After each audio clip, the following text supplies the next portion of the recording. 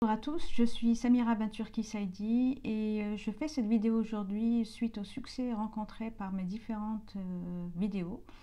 celles produites par les chaînes de télévision et qui ont été partagées par moi, de même que par différentes personnes qui en ont profité d'ailleurs pour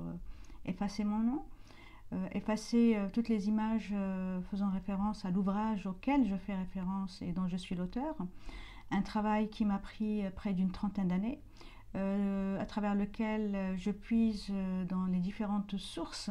parce que tout mon travail est sourcé, donc dans les différentes sources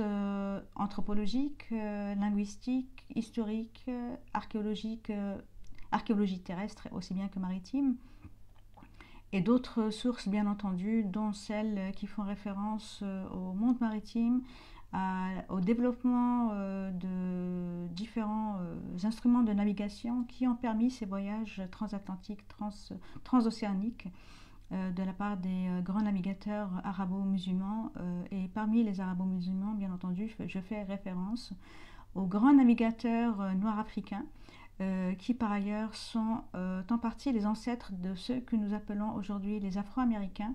car il faut le savoir, les Afro-Américains ne sont pas tous les descendants des esclaves, qui étaient d'ailleurs très cultivés, des lettrés, qui ont été arrachés à la terre d'Afrique. Ce sont des hommes et des femmes qui ont fait partie d'exploration et du continent américain, aussi bien qu'australien d'ailleurs, qui ont précédé de centaines d'années, voire de milliers d'années, les soi-disant découvertes de territoires effectuées par les Européens, dont un certain Christophe Colomb. Je souhaiterais également préciser que nous n'en sommes qu'au début de notre réappropriation de notre histoire, mais qu'un effort se doit d'être fait aussi bien par les chercheurs que par les lecteurs ou par ceux ou celles qui visionnent ces vidéos. Parce que tout le monde a été à la même école, donc nous avons tous été formatés pour croire un certain nombre de choses.